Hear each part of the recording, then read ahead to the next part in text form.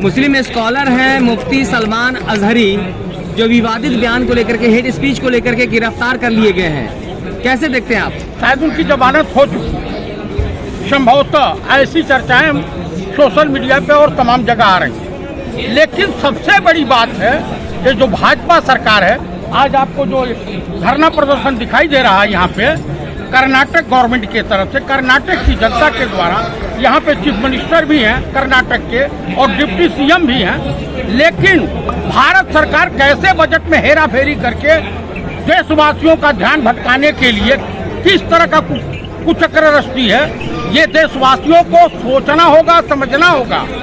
क्योंकि सबसे बड़ी बात है कि इनके जीएसटी, जिनके प्रदेश का हक है वो प्रदेश को नहीं मिलता। जहाँ भी विपक्षी पार्टियों की सरकार है, चाहे वो झारखंड हो या आपका कर्नाटक हो, तेलंगाना हो, तमिलनाडु हो, केरला हो, बंगाल हो, ये जहाँ भी विपक्षी पार्टियों की सरकार है, ये भेदभाव करती है वहाँ की जनता। मुद्दे से भटक रहे हैं। मुफ्ती सलमान अजहरी जो ने कहा है वो विवादित बयान दिया, कैसे देखते हैं? कोई विवादित बयान नहीं दिया है, ये सिर्फ भारत सरकार की देशवासियों को का ध्यान भटकाने के लिए इस तरह के प्रोपेगेंडे रखे जाते हैं। लेकिन वो कहते हैं कि कुत्तों का दौर अभी चल रहा है, हमारा भी दौर आएगा। देखिए, वो फिलीपीन और इजराइल को लेकर उन्होंने कहा, आप जो है मेन मुद्दे पे आइए कि ये सरकार परिवारवाद, कल प्रधानमंत्री की जुबान लड़खड़ा गई, पूरी शरीर हिलने लगी, जैसे लगा कि भूकंप आ गया है, विद्वता वहीं समाप्त हो गई।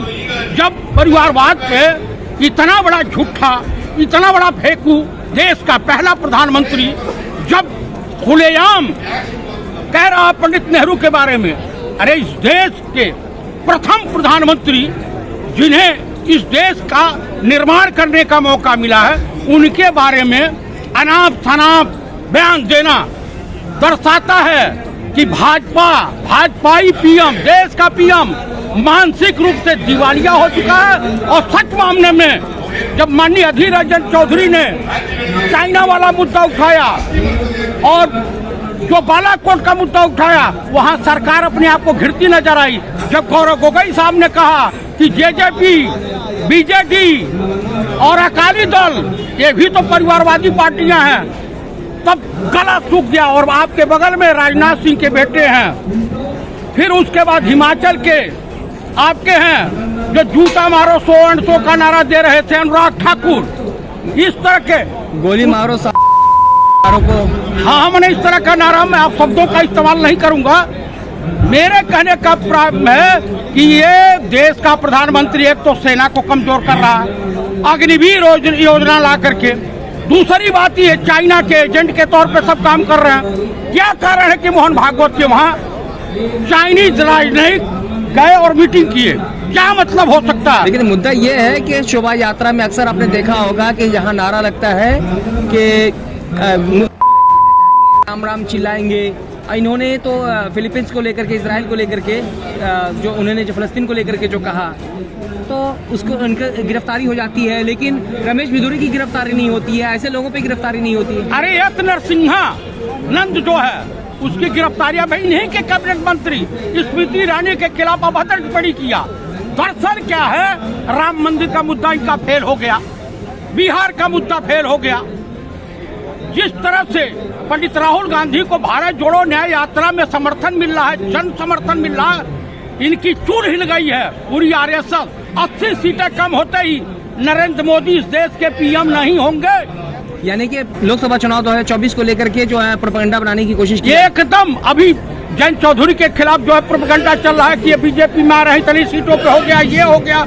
तो मुफ्ती सलमान अजहरी को गिरफ्तार करने से हिंदू मुस्लिम का मुद्दा बन जाएगा? बिल्कुल नहीं बनेगा। इस देश की जनता समझ चुकी है, इस देश की जनता जानती है कि बेरोजगारी पे बात नहीं कर सकता, ये महंगाई पे बात नहीं कर सकता, ये देश में औरतों के ऊपर हो रहे अत्याचार, महिलाओं के ऊपर हो रहे अत्याचार, मणिपुर में बात नहीं कर सकते। यानी कि आप मुफ्ती सलमान अजहरी के स्टेटमेंट्स के साथ हैं आप? मैं तो साथ में हूँ भाई। फिलीपीन के किस धर्म में लिखा है कि हॉस्पिटल पे बमबारी करो? किस धर्म में लिखा है कि मस्जिद और मंदिरों पे बमबारी करो? निरीह बच्चों की हत्या करो, बुजुर्गों की हत्या करो, किस धर्म में लिखा है? तो हमको बता दे। सनातन धर्म इसकी इजाजत नहीं देता है। मैं सनातन धर्म को मानने वाला हूँ। मैं देखिए, गांधी कट्टर हिंदू थे, उनके हेराम से न क्रिश्चियन को डर लगता था, न किसी अन्य धर्म को, न इस्लाम और कोई डरता नहीं था।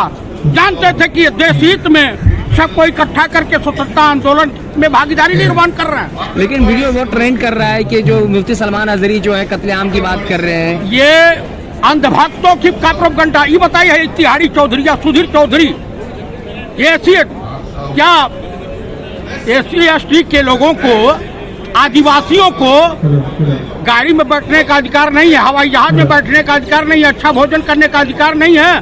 वो जो है जंगल में रहे, केले का पत्ता लपेट करके उई लाला करें। लेकिन मुफ्ती सलमान अजहरी के जो समर्थक हैं, उनके चाहने वाले हैं, थाने के बाहर में भारी संख्या में पहुंचते हैं, तो मुफ्ती सलमान अजहरी उनको हाथ दिखा के कहते हैं कि आप शांत रहिए और हमें जो न्यायालय पे भरोसा है।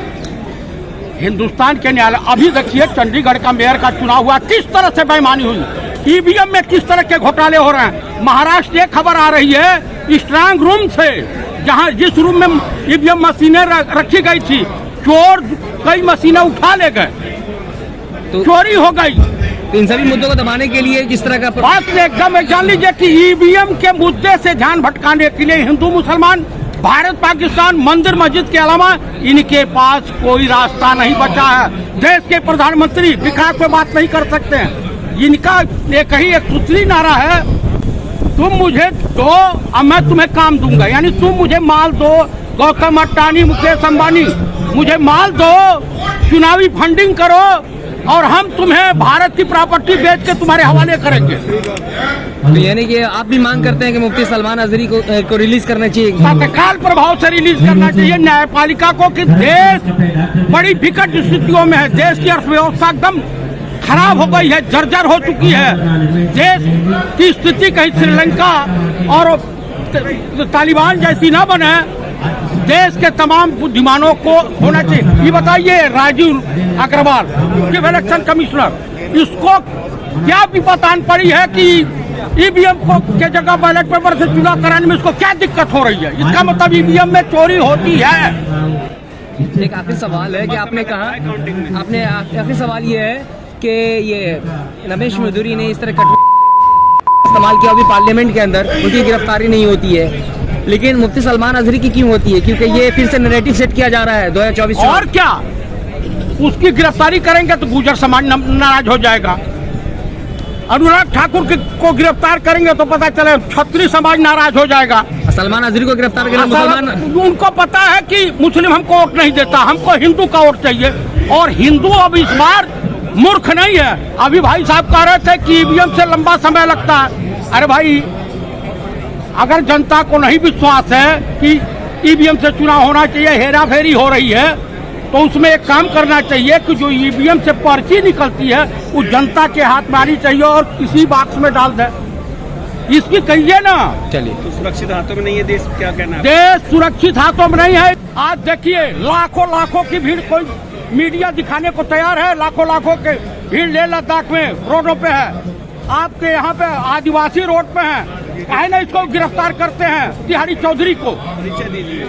मेरा नाम जयप्रकाश चतुर्वेदी है, मैं गोरखपुर से।